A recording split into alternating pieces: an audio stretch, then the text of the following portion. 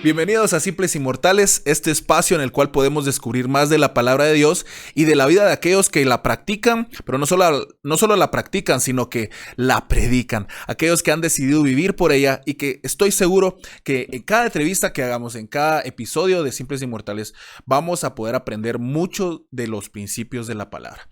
Buenas noches y bienvenidos a este nuevo episodio. El día de hoy estamos emocionados porque no solo iniciamos una nueva serie de entrevistas, sino que también iniciamos en televisión.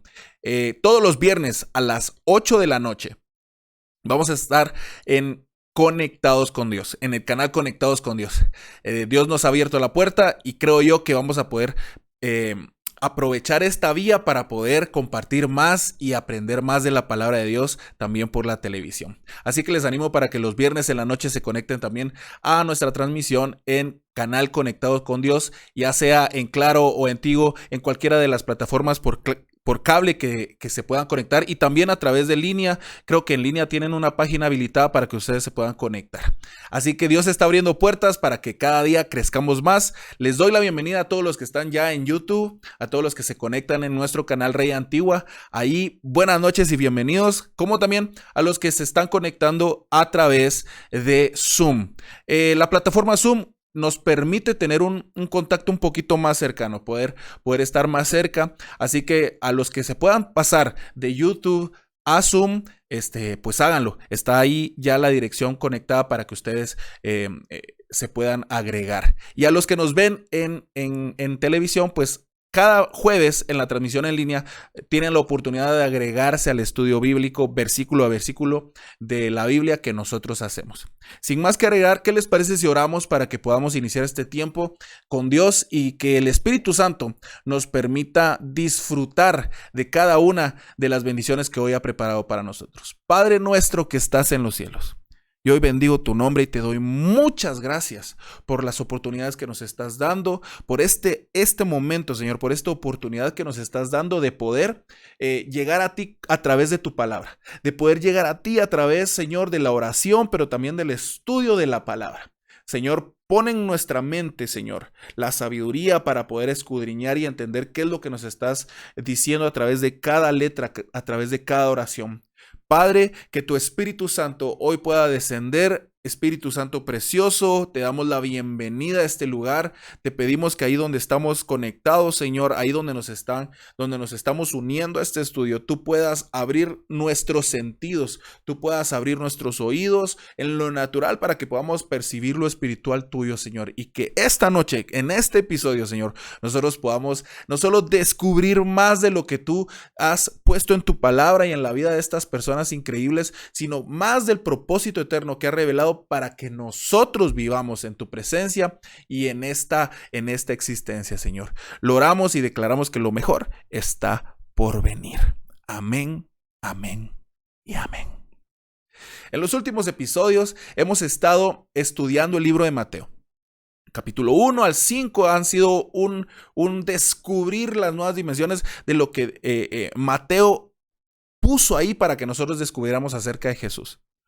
Hagamos un pequeño repaso de lo que vimos en los últimos episodios para que podamos continuar en este episodio. Número 1, entendemos que el Evangelio de Mateo nos presenta a un rey. El Evangelio de Mateo nos presenta a un rey y este fue un rey que fue profetizado. Un rey que vino a su pueblo, y no solo al pueblo de Israel, sino vino a todo el mundo y vino con un propósito: liberarlo. Un rey que vino a aquellos que también no eran su pueblo en todas las naciones. Un rey que vino a establecer su reino. Cumpliendo la ley, pero también superándola. Un rey que vino a cumplir la ley, pero también a superarla. Un rey que vino a dar autoridad a su pueblo. Un rey que vino a dar autoridad a su pueblo, pero también libertad de poder actuar en esa autoridad. Vino a establecer un reino eterno. Mateo nos presenta al Rey de Reyes. Nos presenta su vida, su mensaje, su misión y su reino. Hasta ahora hemos podido entender todas estas cosas y actualmente estamos en el capítulo 5. Hemos llegado versículo a versículo al capítulo 5 y este capítulo nos presenta el primero de 3 discursos que hace el rey durante todo el libro de Mateo. Todo reino y toda nación necesita 3 cosas para poder ser reconocido como tal, para poder ser reconocida como tal. Y número 1 es un territorio. Número 2 es un pueblo, es su gente. Y número 3 es su legislación. Y en Mateo nosotros podemos entender que Jesús está presentando a sus discípulos estas 3 cosas. Les está diciendo que nuestro territorio ahora va a ser el mundo, no solo la nación de Israel. El pueblo ahora va a ser Israel y el mundo, todas aquellas naciones que decidan someterse al Rey de Reyes. Y número 3, una legislación, que es la que a partir de este momento Jesús nos presenta. Finalmente, en el capítulo 5 y en el capítulo 6, en el capítulo 7, a través del Sermón del Monte, tal como lo hizo Moisés allá en el capítulo 20 de Éxodo, nosotros aquí podemos encontrar el momento en el que Jesús comparte a sus discípulos la legislación del reino. Y finalmente, en el versículo 15 y 16 del capítulo 5, pudimos estudiar en los episodios pasados que Jesús hace un llamado a sus discípulos para poder acatar ese reinado y acatar esas leyes del reino. Jesús empodera a sus discípulos diciéndole, ahora ustedes son la luz, ahora ustedes son la sal que va a reinar en este mundo hasta que yo regrese. Jesús empodera a sus discípulos y Mateo busca probar la legitimidad del rey. Mateo busca probar con este texto que Jesús es el rey legítimo sobre el mundo. Esto lo pueden encontrar ustedes desglosado en Isaías 42, 6, 7. Hace un recordatorio a todos de que la profecía de Isaías 42, versículos 6 al 7 se cumple en este momento específico. En el versículo 16, Jesús hace un llamado a sus discípulos de ser dignos representantes del Rey de Reyes. Un pasaje paralelo es 1 Corintios capítulo 10 y versículo 31, en el cual nosotros podemos ver bien cómo a nosotros ahora se nos hace el mismo llamado de ser dignos representantes del Rey de Reyes y Señor de Señores ante todo el mundo. Esto es lo que hemos estudiado hasta este momento. Y el día de hoy vamos a continuar estudiando todo lo que Jesús expone del versículo 17 al 48 del capítulo 5. Para esto te invito a que te quedes después de la entrevista. Y ahora pasamos directamente a una de las mejores partes que en los últimos meses hemos podido preparar para ustedes, la entrevista. En esta ocasión tenemos la oportunidad de compartir, de platicar con el apóstol Juan Pablo Avelar. No solo es un amigo, no solo es familia, sino que es una persona muy especial para nosotros en mi casa, puesto que no solo es hijo de nuestro apóstol y del apóstol Efraín y del apóstol Dorita, sino que ahora es el apóstol de la misión.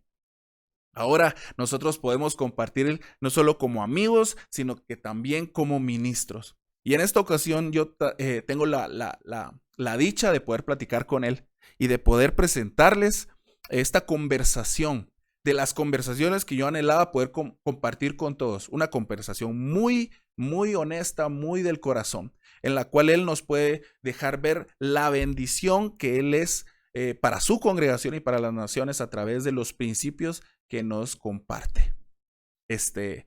La verdad es que él ha sido una bendición desde la forma en la que él vive hasta en la forma en la que él se ha desarrollado en la palabra, en la música. Es compositor, tiene discos, pueden buscarlo en Spotify como Juan Pablo Avelar y su banda. Tiene varios discos que yo sé que les van a encantar su música. Él ha viajado por toda Latinoamérica y el mundo tocando el piano con muchos artistas, pero también él con su banda. Él ha ejercido su pastorado desde hace muchos años, casi que desde sus 20s, que ya está en los 40, desde sus 20s ha ejercido su pastorado y ha estado trabajando cuerpo a cuerpo, hombro a hombro con sus papás. Y a partir del año pasado, cuando nuestro apóstol Efraín es graduado al cielo y el Señor lo lleva ya a su presencia, él ya toma la misión Betania y de una forma extraordinaria en los últimos meses ha logrado alcanzar cosas increíbles. Y que ustedes pueden ver en las redes, ustedes pueden ingresar y seguirlo en sus redes y pueden ver todo lo que está haciendo a través de Legendarios, a través de las misiones Betania, a través de las capacitaciones de liderazgo y de economía que está haciendo. Pero también a través de su vida personal como hombre, como esposo, a través de su amistad, a través de lo que está haciendo en el estudio de la palabra. Él es un hombre lleno de la presencia del Espíritu Santo y que en esta entrevista pudimos sentir cómo Jesús lo acompaña, en esta misión que le ha dado. Sin más que agregar, quiero presentarles al apóstol Juan Pablo Avelar, quien está con nosotros en esta ocasión. Fuimos a Shela, fuimos hasta allá, y aunque el viaje estuvo largo, no lo disfrutamos. Quiero que por favor disfruten de esta entrevista con el apóstol Juan Pablo, desde Shela para Simples Inmortales. En esta oportunidad estamos con un amigo, con un siervo de Dios, con un padre, con un legendario, con un biker. Biker, sí. Con un biker. Esposo. Es esposo. Sí. Un apóstol de Jesucristo, con una persona que yo de verdad admiro mucho. Ustedes han sido como familia, pero también como personas individualmente, de las personas más importantes para mi familia, para nosotros. Yo quiero presentarles hoy al apóstol Juan Pablo Avelar.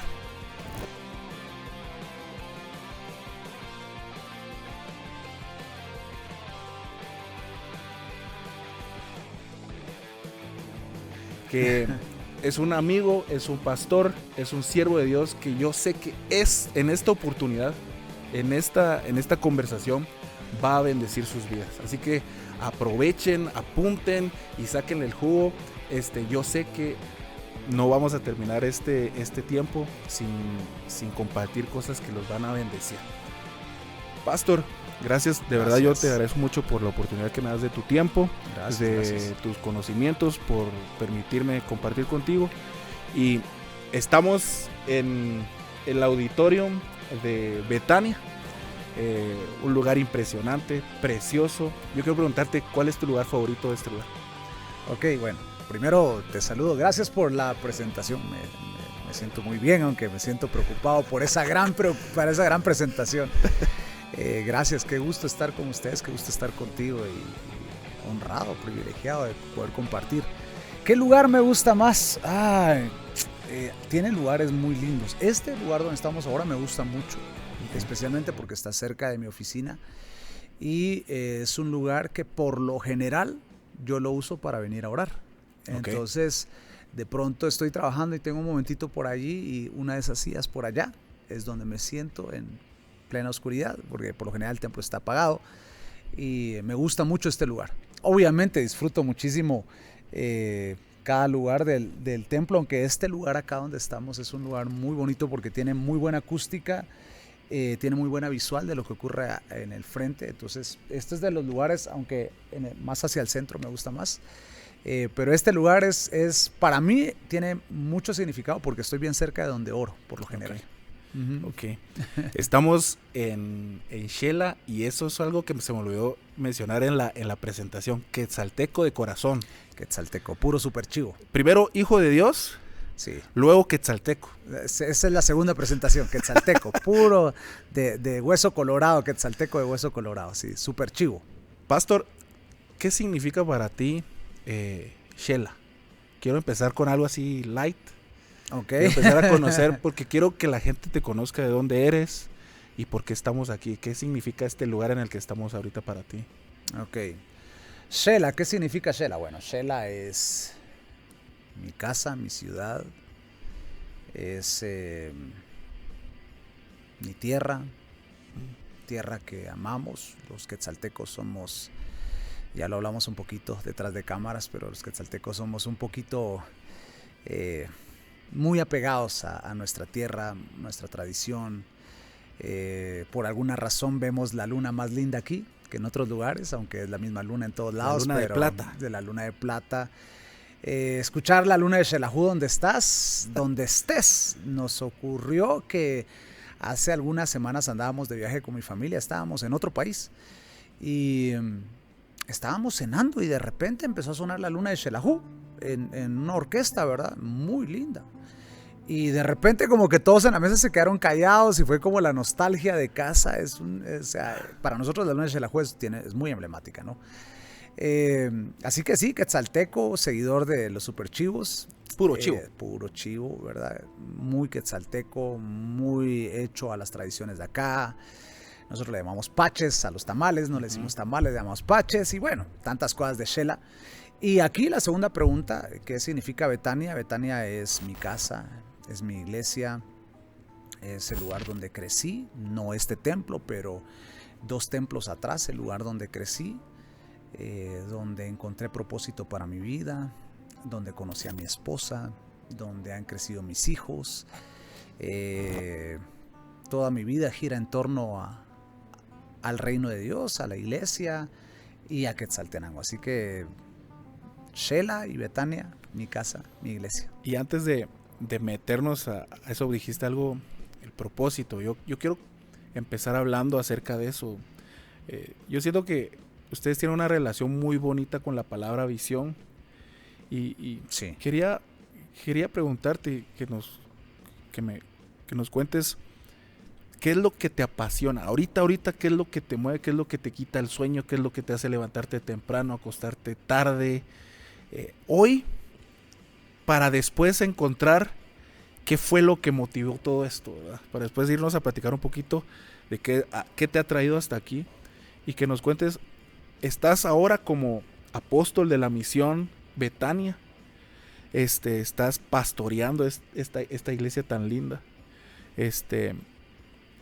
entonces tú como padre, como esposo, como pastor, como apóstol de la misión, ¿qué es lo que hoy por hoy te apasiona más? ¿Qué es lo que te da hambre? Esa es una pregunta bien amplia, ¿verdad? Porque hay muchas cosas, yo creo que a uno en la vida hay muchas cosas que te apasionan. Sin duda que la iglesia, el propósito, ver personas transformadas, que el reino se siga expandiendo, son definitivamente cosas que te mueven. Creo que para abrirte mucho mi corazón y abrir el corazón con las personas que nos ven, un pastor debe aprender a balancear muchas cosas en la vida, ¿verdad? Porque, por ejemplo, si bien es cierto, la iglesia es muy demandante, ¿verdad? O sea, la iglesia te demanda tiempo, esfuerzo, energía, todo el tiempo estás como pensando proyectos para poder lograr ganar más personas para Cristo, cómo hacer más discípulos para Cristo. Y eso lo tienes que balancear muy bien con tu vida personal, ¿verdad? Porque es muy triste que hemos escuchado, y todos creo que hemos oído de ministros en todo el mundo, en muchas épocas, que ganaron muchas almas para Cristo, pero no tuvieron la capacidad de ganar a su propia familia para Cristo, o terminaron perdiendo sus familias para Cristo. Entonces, creo que donde uno tiene que tener más balance es en el poder atender a tu propia familia, poder proveer para ellos, y dedicarte realmente a atenderles, a estar con ellos, a pastorear tu casa primero, para luego poder pastorear la casa del Señor. Entonces, la pregunta es complicada de responder solo como algo que a mí me mueve, ¿verdad? O sea, a mí, mi familia, yo a veces, cuando tengo eventos que te demandan mucho, de 3 días, qué sé yo, y de repente yo mismo siento y digo, siento que no he visto a mis niños como que en un mes, y a veces es como 2 días que no los has visto, pero pero tu familia, te apasiona verlos a ellos, compartir con ellos. Yo me río mucho con mis hijos, especialmente el menor, tiene una facilidad de sacarme, es muy cómico, muy carismático. Sí, entonces yo me la paso muy bien con ellos, con mi esposa, pero también por el otro lado me apasiona mucho en la iglesia. Entonces tenés que encontrar el balance, porque de repente mi esposa me dice, mira, ya solo te hace falta que te lleves el catre a la casa, a la iglesia, y que allá pases todo el día. Entonces hay que aprender a balancear eso, y aunque me apasiona muchísimo el reino, porque me apasiona muchísimo, aprender a tener ese balance en la vida, ¿verdad? Ok, voy a aprovechar ahí para... ¿Qué principios te han ayudado a llevar ese balance? Porque creo yo que hablas de balance entre líneas, y esa fue la palabra que me resonó ahorita, balance. O sea, puedes estar muy apasionado por algo, pero si no hay balance, se pueden sacrificar muchas cosas que realmente no se deberían de sacrificar. Claro. ¿Qué principio o qué cosas te han ayudado a mantener o te han ayudado a tener balance?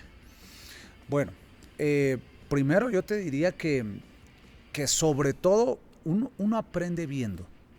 Uno aprende viendo. Y yo aprendí mucho de mi papá, ¿verdad? Porque sinceramente, aunque mi papá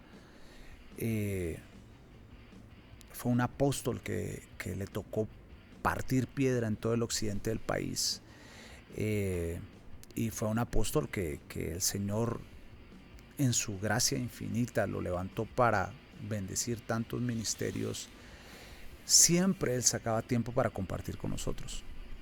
Pero andaba en toda Latinoamérica, ¿cómo lo hacía? Exactamente.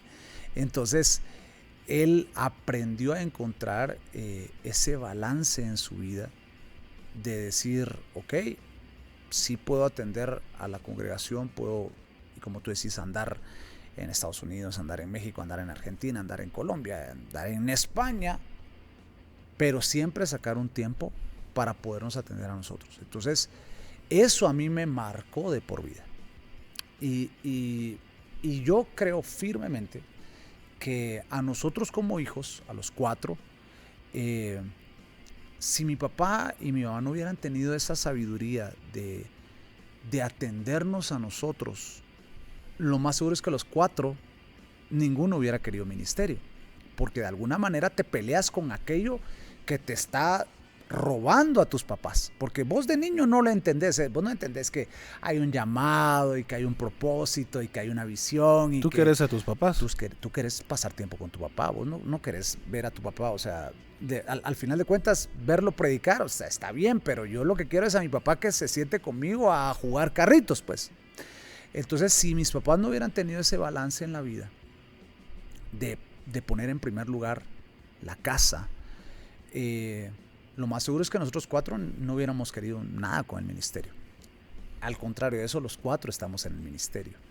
Entonces yo entiendo que para mis hijos, o sea, si ese ejemplo fue tan fuerte para mí, ese principio de que la casa es primero, de que mi papá lo decía siempre, y yo lo digo siempre, como hombre yo voy a dar cuentas de mi familia.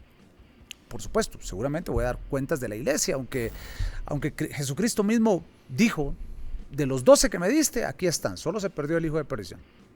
Pero nunca lo vemos a él dando cuentas sobre las multitudes, dio cuentas sobre sus discípulos cercanos. Entonces yo entiendo que yo voy a dar cuentas sobre mis discípulos, voy a dar cuentas sobre la iglesia, pero la primera cuenta que yo voy a dar delante del Señor es mi familia. Entonces yo no puedo descuidar a mi familia, porque yo al final lo que quiero es que mis hijos, y de hecho mi hijo, cuando yo le pregunto y le digo, mira, ¿qué quieres ser en la vida? De hecho el otro día le dije, mira, ¿te gustaría ser presidente del país? Y me dijo, papá, ¿cómo voy a ser yo presidente si yo lo que quiero ser es pastor? Me dijo, voy a ser astronauta y después voy a ser pastor. Me dijo, primero voy a la luna y luego y después voy a pastorear. Entonces me doy cuenta que no estoy haciendo malas cosas, porque si no él lo diría, mira, lo último que yo quiero hacer es ser pastor. Entonces ese balance de atender a la casa, de cuando Pablo le habla a Timoteo y le habla a Tito y le habla acerca de ser cuidadores de su casa y esposos de una sola mujer, y que atiendas a tu casa. Esos principios no están ahí puestos solo porque Pablo no tenía que escribirle a Tito y a Timoteo. Las epístolas pastorales hablan mucho acerca del obispado, del pastorado, y ahí es claro que hay que atender la casa. Entonces, si no atiendes tu casa, lo más seguro es que terminemos ganando mucha gente para Cristo, pero perdiendo a nuestra familia. Mencionaste la palabra pastorado, obispado.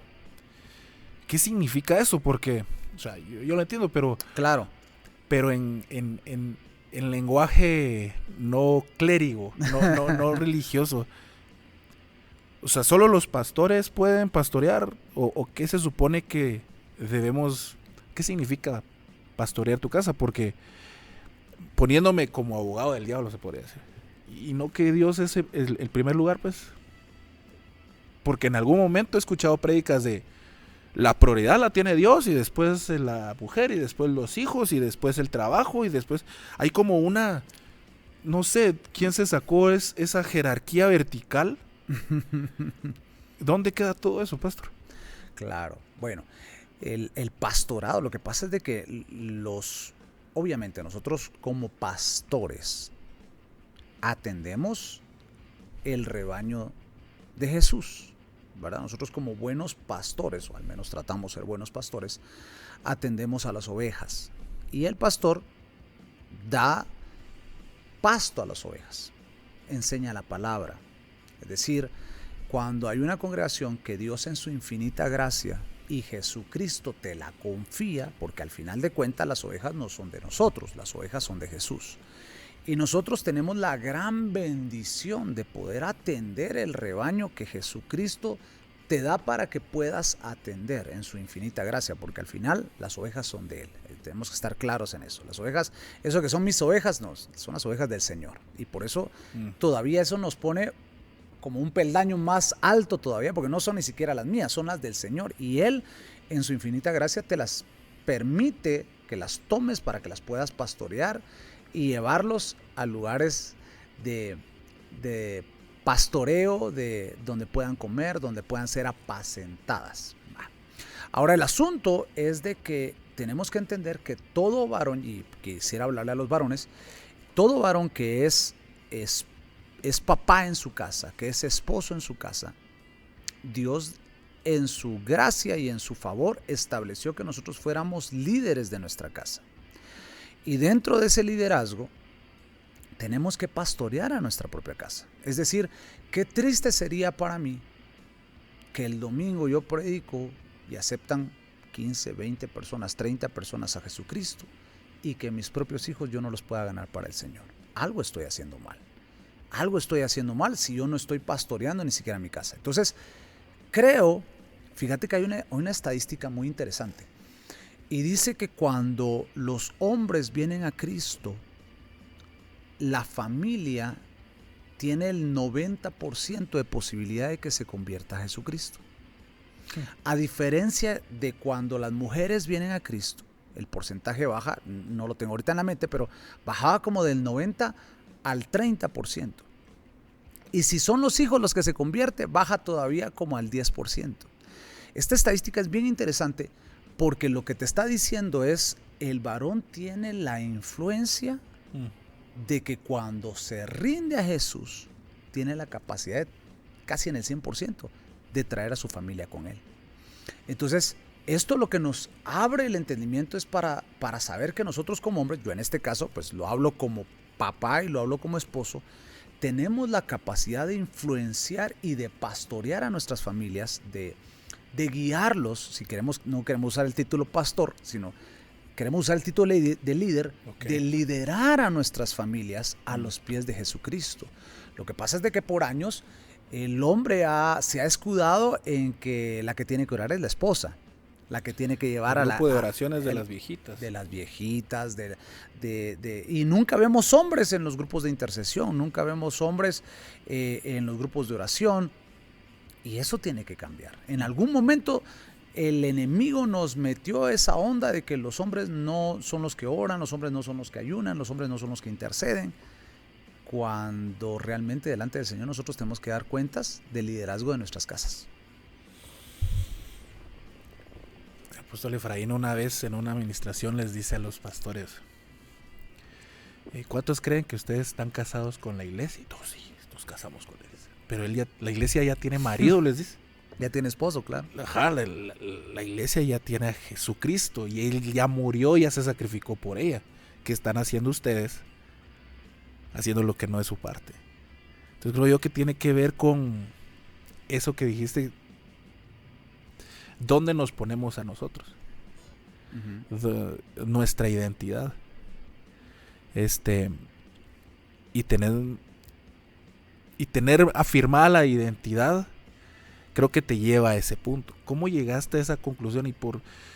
Mi pregunta es, ¿qué te hace estar tan seguro de eso que dijiste ahorita? ¿Por qué Jesús es tan importante en tu vida? ¿Qué pasó? Porque somos hijos de ministros y nuestros padres siguieron a un señor. Claro. Pero, ¿qué hizo que tú siguieras al mismo señor? ¿Por qué estás tan seguro de eso? Buena pregunta, muy buena pregunta. Ok, voy a relatarte cómo vine yo a los pies del Señor. Ok.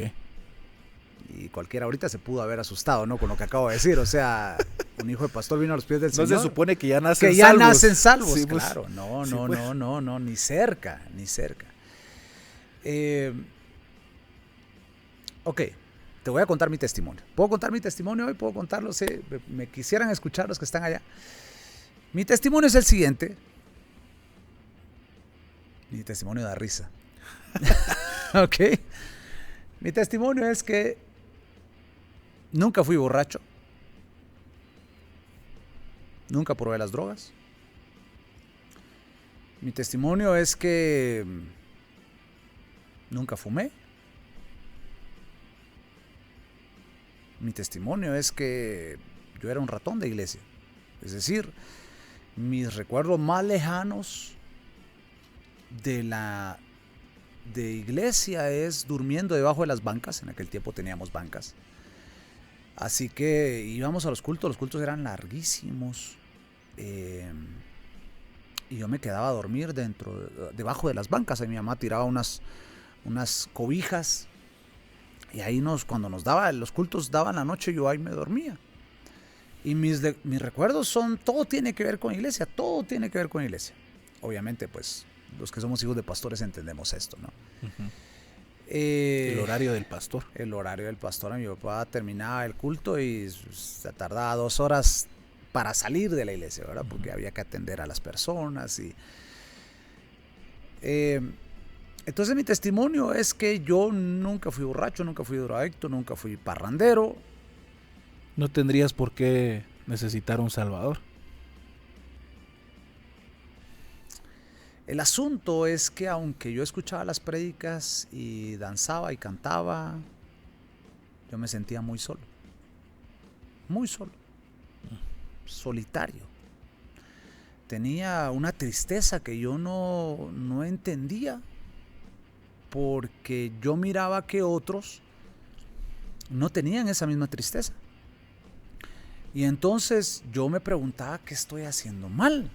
Pues si yo vengo a la iglesia, no tengo vicios, de alguna manera trato de portarme bien en la casa, trato de ser obediente, me gusta la palabra, me gusta adorar al Señor. Pero tengo una tristeza que no me puedo sacar, tengo una soledad. Y yo tenía muchos amigos.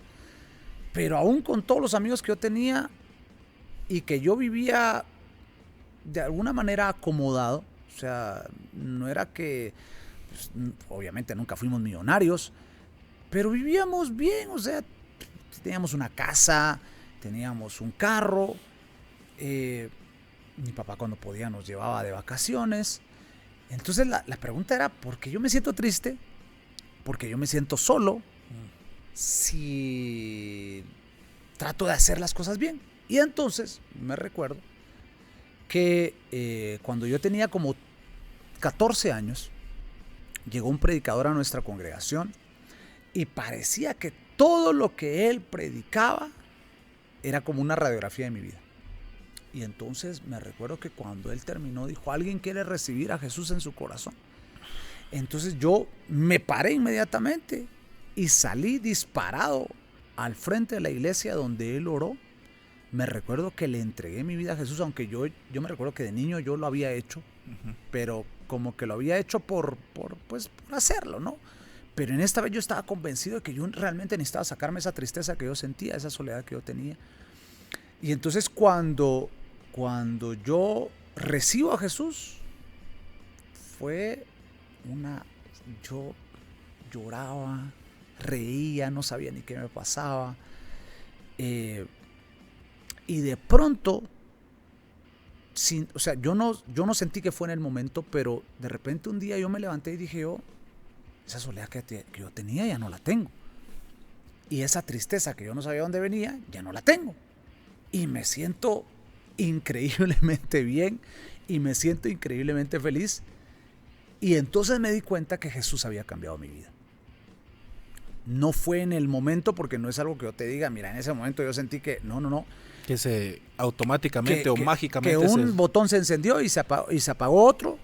Pero de pronto, yo me di cuenta, no sé, en una semana, en 15 días, yo no sé en qué momento, pero yo me di cuenta que mi vida había cambiado.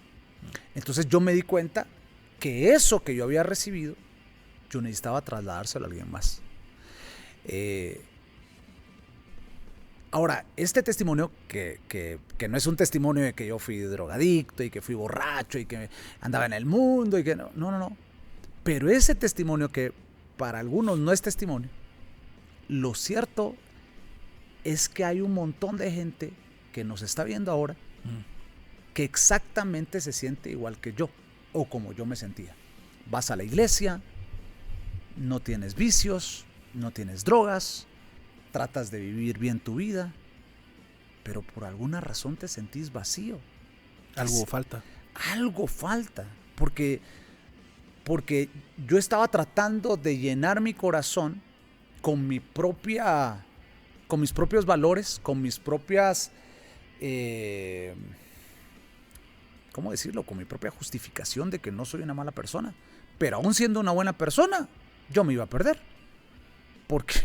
Porque no te salvas porque seas una buena persona o una mala persona. La salvación viene por lo que Jesucristo hizo en la cruz del Calvario. Ahora, esa justificación que solo Cristo te puede dar es el fosforazo que hace que tu vida entonces encuentre sentido para todo lo que haces. Es más que solo una experiencia espiritual, solo un momento, es más un proceso.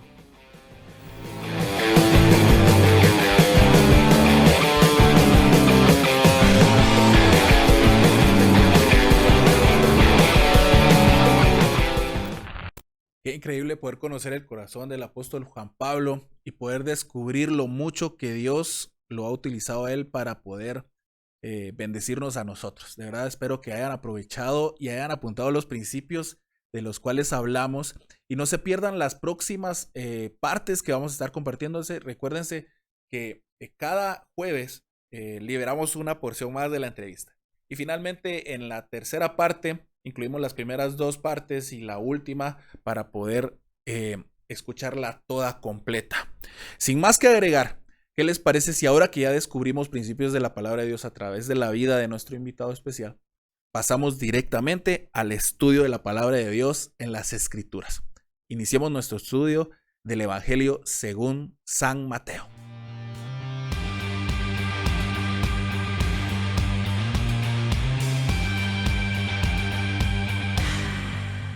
Y vamos directamente a donde nos quedamos. Recuérdense que nos quedamos en el capítulo 5, versículos 15 al 16. Así que hoy partimos directamente desde el versículo 17. Vamos a ir directamente. Preparen su Biblia, su cuaderno de notas, un buen lapicero y su aplicación de la Biblia. Les recomiendo que tengan una Biblia física para poder subrayar, para poder hacer anotaciones, pero también su versión digital. Por favor, no se pierdan ahí. Y si tienen alguna duda, alguna pregunta, por favor, escriban en los chats, ya sea de YouTube, ya sea en Zoom. Quiero darle la bienvenida a los que se vayan, a los que han estado agregando a través de YouTube, a través de Zoom. Recuérdense que a través de los chats yo puedo conocer cuáles son sus dudas, y lo que quiero es en los próximos episodios poder abordarlas una a una y responderlas específicamente. Además, agradecemos sus comentarios y que puedan compartir las transmisiones y que puedan compartir los episodios a través de sus redes sociales. Muy bien, iniciamos. Espíritu Santo, te pido que por favor puedas hablar a nuestro entendimiento, puedas abrir nuestros ojos a tus promesas y nuestros oídos a tu voz, y que esta noche podamos descubrir más de tu palabra y de tu propósito para nuestra vida, escondido en cada una de sus líneas. Amén, amén y amén. Muy bien. En el capítulo 5, versículos 15 al 16, Jesús hace un llamado. Jesús empodera a sus discípulos y les dice: ahora les doy mi título de luz y les doy el título de sal. Ustedes van a ser quienes alumbren en el mundo y sean el símbolo de paz y de comunión entre Dios y los hombres a través de mi sacrificio. Y en el versículo siguiente, él inicia lo que se denomina los preceptos del rey, es decir, las órdenes y mandatos para aquellos que han contestado fielmente a ese llamado que hizo en los versículos 15 y 16 del capítulo 5. Los preceptos del rey. Iniciemos rápidamente, porque en los versículos 17 al 20, Jesús establece la razón de esos preceptos, la razón de esa ley. Número 1, Jesús es la razón de la ley. Y si vamos rápidamente al capítulo 10 y versículo 4, nosotros podemos ampliar un poquito a través de las palabras del apóstol Pablo. El apóstol Pablo lo presenta de una forma un poquito más clara, y cómo la ley señala que la razón de todo es Jesús. Vamos rápidamente ahí al capítulo 10, versículo 4 de Romanos. Porque el fin de la ley es Cristo, para justicia de todo aquel que cree. Por eso es que en los episodios anteriores habíamos dicho que esto no es para todos, que esta legislación no es para todo el mundo. En el primer episodio, en el cual vimos el Sermón del Monte, hablamos de que muchas veces la gente dice: yo no creo en la ley, yo no creo en el Antiguo Testamento, yo vivo por el Nuevo Testamento, y específicamente me guío solo para ser buena persona por el Sermón del Monte. No, aquí es todo parejo, y por eso es que Jesús dice específicamente que aquí Él no vino para eliminar la ley, sino que señala que el propósito de esta ley es que al Él cumplirla, nosotros podamos tener acceso a ella. Y ahora nosotros, gracias a Jesucristo, tengamos la capacidad, porque sin Él no se puede, la capacidad de poder vivir bajo estos preceptos. Jesús señala que Él es el que cumple la ley, y en Él nosotros podemos cumplirla también. Él es el que da sentido a la ley y abre un nuevo nivel de vida. ¿Qué nuevo nivel? Bueno, este nuevo nivel es el que nosotros vamos a empezar a ver a partir de este momento. Los preceptos de la ley son los siguientes. Número 1, en los versículos 21 al 26, nosotros vemos la ley de la vida. Ahora en sus Biblias ustedes podrán ver que tienen otros títulos. Si nosotros profundizamos un poquito más, vamos a poder ver que estos nombres tal vez quedan cortos para el significado que Jesús quiere darle a estos preceptos. Aquí rápidamente del 21 al 26 en mi Biblia pone la ley del asesinato y la ley de la reconciliación, pero va más allá que solo no mates, que solo vive en paz con tu hermano. Del 21 al 26 encontramos la ley de la vida y la ley de la pureza. Si ustedes ven en el versículo 21 y 22, Jesús dice esto: oyeron que a sus padres se les dijo: no matarán, y que cualquiera que mate será culpable de juicio. Y en el versículo 22 dice: pero yo les digo que cualquiera que con solo se enoje contra su hermano será culpable de juicio. Y que cualquiera que diga necio a su hermano será culpable ante el concilio, y cualquiera que le diga fatuo quedará expuesto ante el infierno. Aquí nosotros podemos ver cómo Jesús comparte la ley de la vida.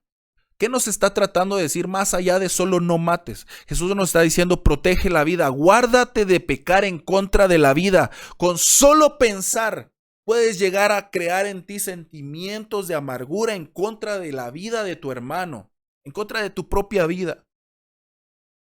Guarda la paz. Guarda la paz porque la vida permite tener comunión con Dios. Dios es el único que tiene poder sobre la vida y la muerte. Es el único que puede juzgar y determinar quién la tiene y quién no.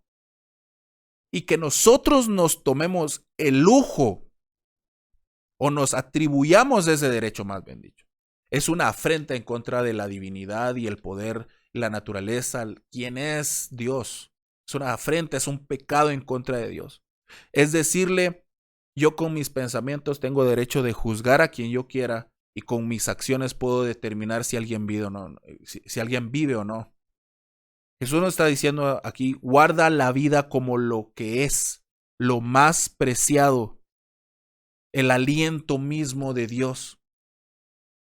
Entonces podrán tener la solvencia moral para tener comunión con el Padre. La razón por la cual Jesús nos da esta ley aquí es porque Él anhela que nosotros no tengamos ningún estorbo de tener comunión con Dios. Y nos está diciendo: muchos de ustedes no llegan a poder desarrollar su comunión perfecta, el máximo nivel de comunión con el Padre, porque ustedes no tienen una noción completa, un panorama completo de lo que es la vida. Y si no valoran su vida misma, el don que le regaló, no valoran el cuerpo mismo que Jesús, que el Padre nos regaló, no valoran este don perfecto de vida, menos vamos a valorar la vida de los demás. Y podemos llegar a pecar en contra de ellos, y por lo tanto estamos pecando en contra del don de Dios. Y por eso nuestra comunión se corta. Y en estos mismos versículos del 21 al 26, nosotros encontramos otra ley. La ley de la pureza. En los versículos 27 al 30, nosotros podemos encontrar la razón por la cual Proverbios capítulo 4 y versículo 23 fue escrito.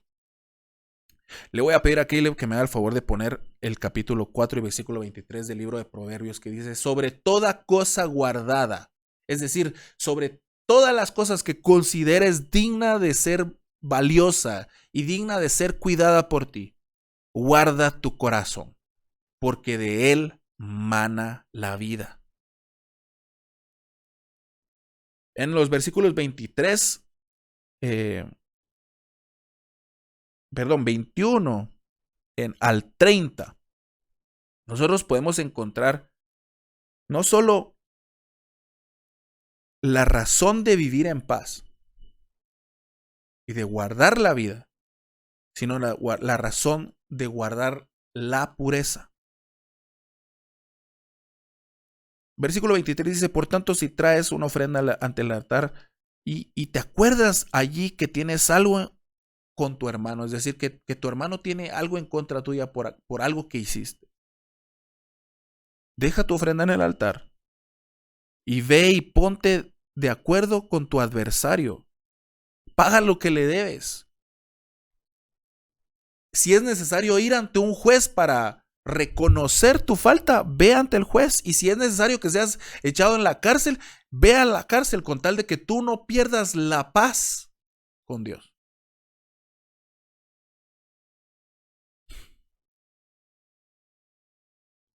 Nos pasa de guarda la vida, aguarda tus relaciones, aguarda tu pureza, porque en los versículos 27 al 30 continúa diciendo: oísteis que fue dicho a vuestros padres, es decir, allá en el Antiguo Testamento: no cometerás adulterio, porque yo os digo que cualquiera que mira a una mujer, es decir, yo no les digo solo no cometan adulterio, es decir, no solo cometan este acto, sino que con el simple hecho de mirar a una mujer o una mujer mirar a un hombre, ya han cometido adulterio con ella en su corazón. Por tanto, si tu ojo derecho te es ocasión de caer, sácalo. Es decir, si tu vista es la razón por la cual estás cometiendo pecado, quítatela. Jesús llega al extremo de decirte, si es de verdad tanto, haz lo posible por no pecar. Y si tu mano derecha te es ocasión de caer, córtatela y échala de ti. Pues es mejor que pierdas un miembro a que tu cuerpo completo se pierda en el infierno. La ley de la vida nos dice, para poder tener solvencia moral, necesitas estar en paz con la vida y en paz con tu hermano. Y la ley de la pureza nos dice, para poder guardar tu corazón, que es algo preciado, que es puro delante de los ojos de Dios, debes reconocer que la pureza no solo son acciones, sino son actitudes. La pureza es una actitud del corazón. Porque los pactos no solo se rompen con acciones, sino con la mente y el corazón. Jesús nos está haciendo una invitación a evitar el pecado desde la raíz, desde nuestros pensamientos hasta nuestras acciones. Jesús nos está diciendo, depende de cómo pienses, así vas a ver. Y depende de cómo pienses y veas, así vas a hablar. Y depende de cómo pienses, veas y hables, así vas a actuar. Por lo tanto, depende de cómo pienses, de cómo esté tu corazón, así va a estar tu comunión conmigo. Y el matar, el insultar, el vivir en discordia, el vivir en problemado con las personas, como el vivir en adulterio, nos apartan de Dios. Y la ley aquí es, para poder tener comunión con Dios, cuida de la vida, ten paz con tus semejantes y guárdate en pureza. Sigamos. En los versículos 31 y 32, Jesús comparte con nosotros la ley de los pactos. Vamos rápidamente al versículo 31 y 32. Dice, también fue dicho, cualquiera que repudie a su mujer, dele carta de divorcio. Pero yo os digo que el que repudia a su mujer a no ser por causa de fornicación, hace que ella adultere y el que se case con ella después cometa también adulterio.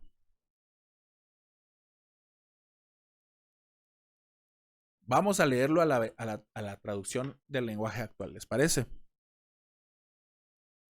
Versículo 31. Busquémoslo rápidamente ahí.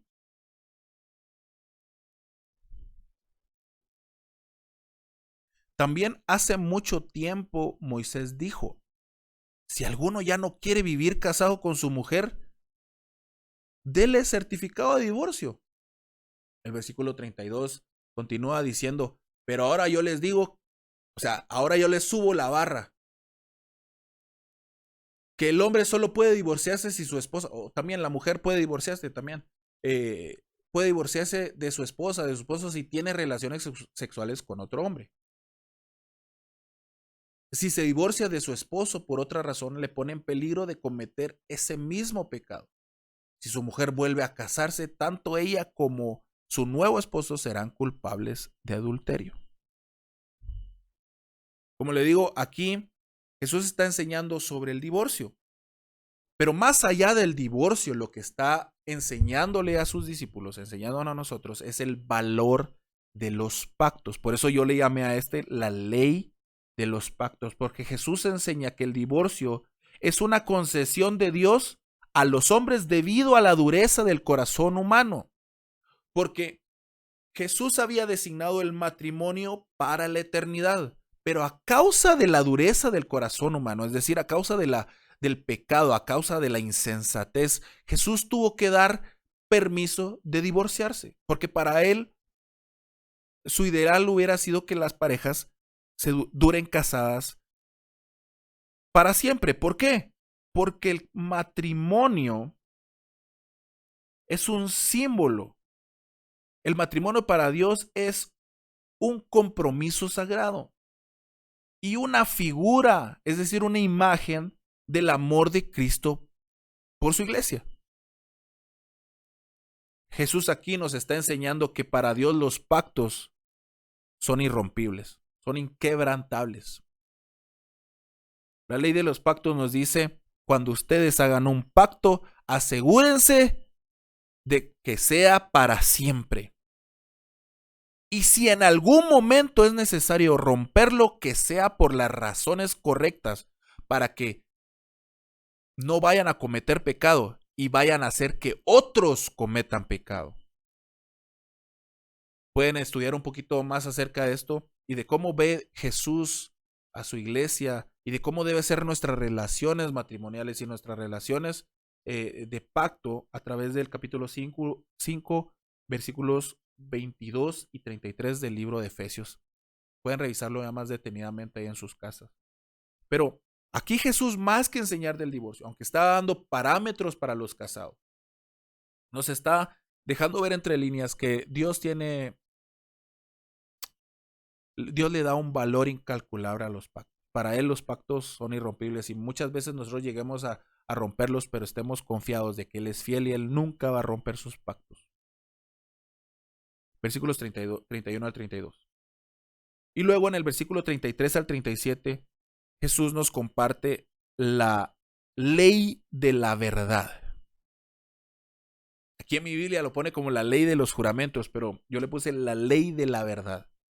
Porque aquí Jesús nos enseña que debemos ser veraces. A ver, leámoslo. Vayamos rápidamente al versículo 33. Dice, las promesas en ese mismo tiempo.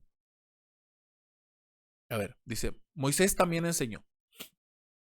No usen el nombre de Dios para prometer lo que no se va a cumplir.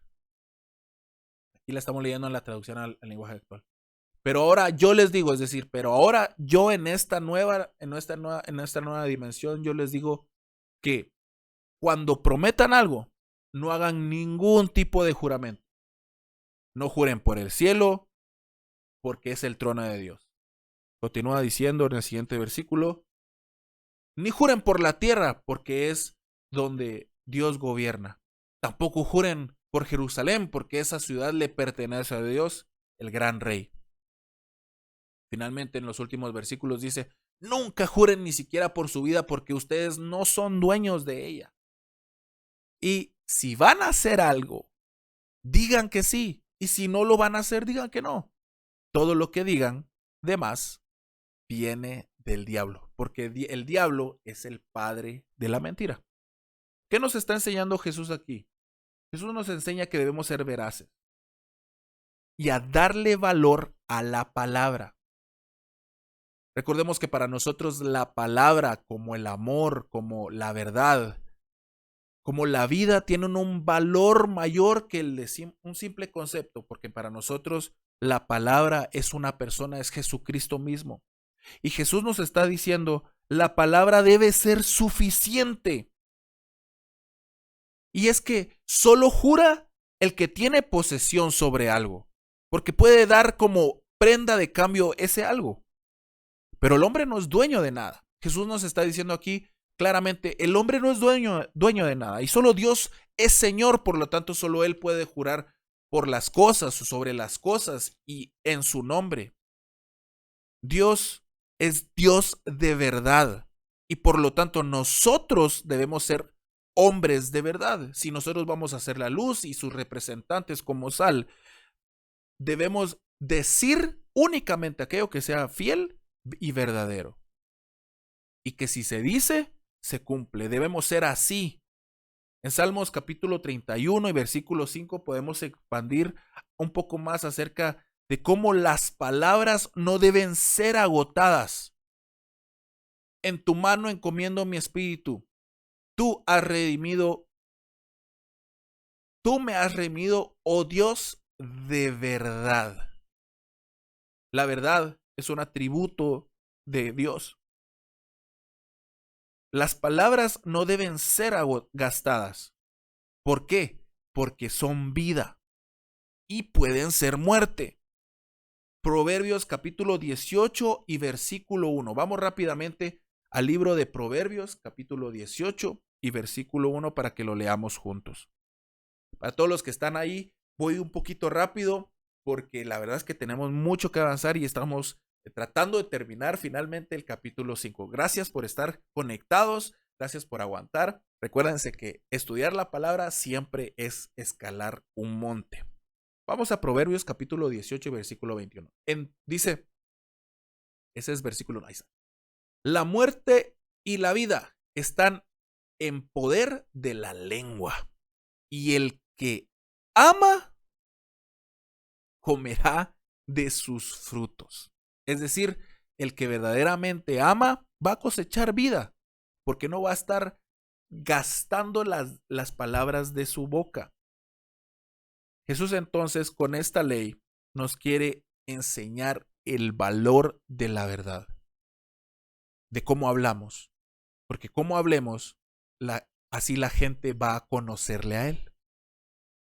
Y Él es Dios de vida, así que merece que hablemos buenas cosas. Bueno, avancemos. Versículos 38 al 42. La ley de la justicia, la ley del perdón. Versículo 38 dice, oísteis que fue dicho, ojo por ojo y diente por diente. Esta fue la ley que se les dio allá. Allá en el Antiguo Testamento se les dijo, aquí la justicia es, en la medida que tú hagas, así vas a cosechar. Si tú pinchas un ojo, tarde o temprano a ti se te va a pinchar un ojo. Esta ley llegó al punto de decirle, de que la gente la puso en práctica de tal forma que decía, bueno, me mataste a un familiar, yo te tengo que matar a un familiar. Pero aquí Jesús está trascendiendo esa parte que de verdad que puede llegar a ser muy superficial y fuerte. Pero les dice, oíste que fue dicho ojo por ojo y diente por diente. Pero yo les digo, no resistáis al que es malo. Antes, a cualquiera que te hiera en la mejilla derecha, vuélvele también la otra. Y aquí está ese famoso versículo, al que quiera ponerte a pleito y quitarte la túnica, déjale también la capa. La famosa milla extra, ¿no? Y a cualquiera que te obligue a llevar una carga por una milla, ve con él 2. Es otro nivel esta ley. Esta ley sobrepasa a la ley mosaica. Y es que nosotros no somos quienes hacen justicia según la ley anterior. Nosotros somos los que perdonamos y Dios es el que nos hace justicia. Por eso esta es la ley de la justicia y la ley del perdón. ¿Hasta dónde debemos perdonar? Jesús nos enseña que debemos llegar a perdonar como Él. ¿Y cuál fue la forma en la que Él nos perdonó? Sino dando su vida. Guardando silencio, como dice la Biblia, el Cordero guardó silencio y fue al matadero por nosotros. Entonces, Jesús nos enseña que la forma de perdonar es siendo pacíficos y siendo generosos. La forma en la que perdonamos nosotros, sus discípulos, es siendo pacíficos, es decir, guardándonos de entrar en conflicto. Y número 2, siendo generosos, dando más allá de lo posible o de lo necesario. Amar aún cuando nos deseen el mal. Solo Dios nos da justicia, pero Él nos da justicia si nosotros no la tomamos en nuestras manos. Recordemos que el Espíritu Santo, que Dios es un caballero y que Él no va más allá de donde nosotros permitamos con nuestras acciones que Él vaya. La ley de la justicia nos permite disfrutar su justicia divina al nosotros ser como Jesús, guardando la paz y guardando el ser generosos. Finalmente llegamos a los últimos versículos del capítulo 5, versículo 43 al 48. Y aquí Jesús nos comparte el último precepto para los llamados, para los que son luz, para los que son sal. Nos comparte la ley del amor. Dice, oísteis que fue dicho, amarás a tu prójimo y aborrecerás a tu enemigo. Pero yo les digo, amen a vuestros enemigos y bendigan a los que les maldicen. Haced bien a los que os aborrecen y orad. Miren qué difícil, orar por los que os ultrajan y os persiguen. Es decir, oren por aquellos que los persiguen y les roban. ¿Qué es lo que Jesús nos quiere enseñar aquí? Jesús nos enseña que debemos amar como el Padre nos amó. Porque nos amó aún cuando nosotros le aborrecimos. Aún siendo enemigos suyos, Él nos perdonó y nos salvó dando a su único hijo como pago de la deuda que nosotros cometimos al faltarle el respeto. Él mismo se proveyó de alguien para que pagara lo que nosotros no podíamos pagar. En pocas palabras, Jesús nos está diciendo, para poder ser parte de mi reino, deben desarrollar un amor como el que el Padre ya nos mostró a través de mí, a través de Jesucristo. Él les está diciendo, yo soy la prueba más grande de que el Padre los ha amado. Así que para poder ser parte del reino, amen como el Padre les amó. De forma que los que son amados por ustedes puedan conocer el amor del Padre. Orar es amar. Interceder es amar apasionadamente. Solo así podemos comprender Juan capítulo 15, versículo 13. Y Juan capítulo 3 y versículo 16. Leamos qué dice Juan 15, 13. Nadie tiene mayor amor que este. ¿Que quién? Que uno ponga, nadie tiene mayor amor que este. Que uno ponga su vida por sus amigos. Es decir, el nivel lo pone aquel que está dispuesto a pagar el precio con su vida con tal de que sus amigos no se pierdan. Y Juan 3:16 nos habla de nuestro más grande amigo, porque de tal manera amó Dios al mundo que ha dado a su Hijo unigénito para que todo aquel que en él cree no se pierda, mas tenga vida eterna. ¿Cómo podremos compartir a la verdad del Evangelio si no vivimos de esta forma? Solo así, cumpliendo con estas leyes, es decir, reconociendo que Jesús es la razón, reconociendo que la vida es lo más preciado que tenemos y que debemos guardar la paz y la pureza, que debemos valorar los pactos y cuidar la verdad vehementemente. Solo perdonando y amando es que nosotros vamos a poder compartir verdaderamente el evangelio de salvación, el evangelio de Jesucristo. ¿Qué es lo que nos dicen los versículos del 17 al 48? Que si nosotros vivimos ese estilo de vida bajo los preceptos de Jesús, podremos ser verdaderos discípulos. Podremos ser como Jesús. Amén. Así terminamos el capítulo 5 del libro de Mateo. Gracias a Dios. Y yo sé que en esta palabra bendita hay muchas cosas que todavía vamos a seguir descubriendo. Te invito a que examines lo que hoy estudiamos.